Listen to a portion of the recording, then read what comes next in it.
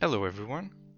In this video I will demonstrate a new technique with elevators that allows you to combine your elevation on multiple walls. I've known this trick for a while now. Since I wanted to keep it a secret for a future custom map, I figured it would have been a cool puzzle for you guys to discover. However, more than a year has passed and I have yet to start the project. So I've decided to reveal this little trick today by showcasing it with 3 examples on existing map as well as 1 example on a custom map at the end. Enjoy!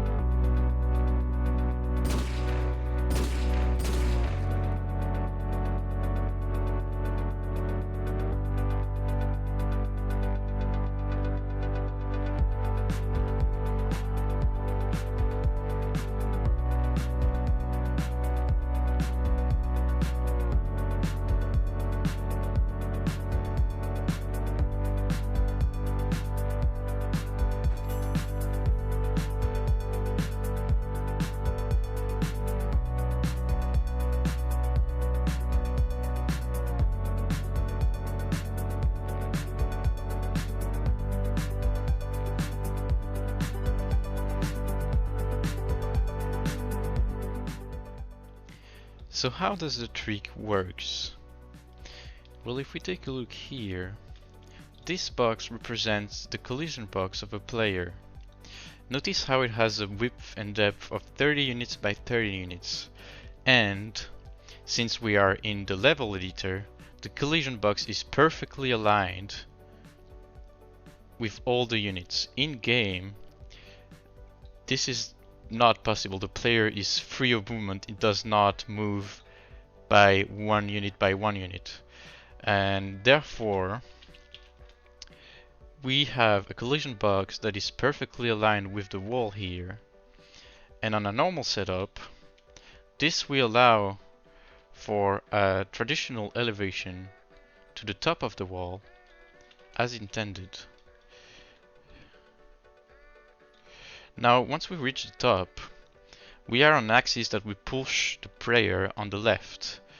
And so the result is an elevation on the left until we arrive to a collision with this wall here.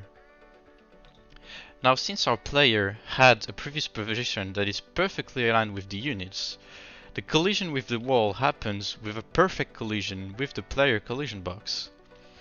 This results in a combined elevation, and the player will now continue its elevation along the other axis in this direction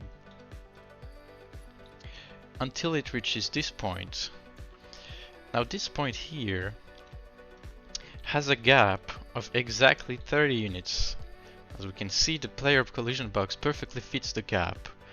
Therefore, once again, the player collision box perfectly collides with the wall, and elevation can continue on the wall's axis. There we go. Up until here, where the player will start to elevate up, because it is not blocked on the top anymore. And here, once again, we have a gap of 30 units, and thus the elevation will continue on the right wall, etc, etc, etc. And it's as simple as that. Now, here, it is not actually an angled wall. What we have here is multiple tiny walls, where a benefit from the usage of combined elevators to elevate that direction and then that direction, etc, etc, resulting in some sort of illusion of a diagonal elevation.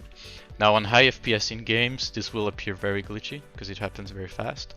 But this is basically the simple setup. Now, how do we determine the direction of elevation on a given wall? Well, it is fairly easy. The thing we have to do is to look at the horizontal angle of the player view in the game. As we can see, this angle ranges from 0 to 360 degrees.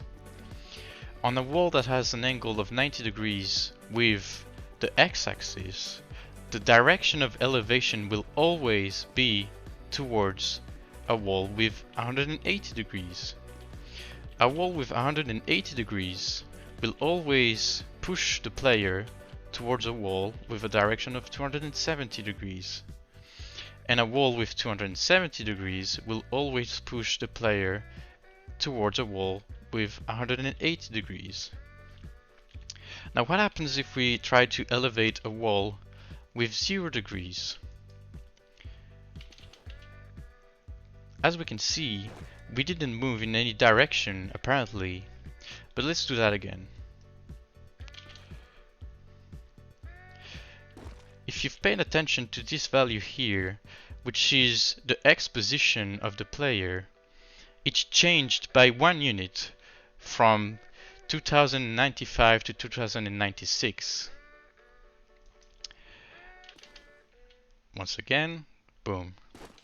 So why was this the case? Well, this wall here blocks the elevation, and this block is exactly 1 unit away from the other wall.